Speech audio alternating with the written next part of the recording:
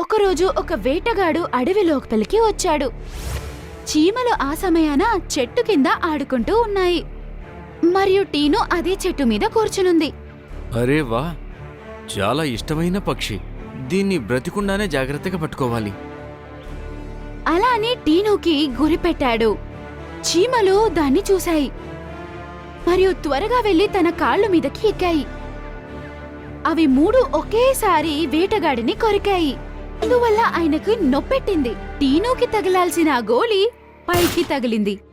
ఆ గోళీ వెళ్లి పైనున్న కొబ్బరికాయకి తగిలింది. అది చాలా వేగంగా వచ్చి వేటగాడి తల మీద పడింది. అమ్మా, చచ్చాన్రో! వేటగాడికి తల తిరిగి కింద పడిపోయాడు. ధన్యవాదాలు నా ప్రియమైన స్నేహితులారా, మీరు ఇంత చిన్నగా ఉండి కూడా నా ప్రాణాలు మీరు కాపాడారు. ఆ రోజు నేను చెప్పింది తప్పు.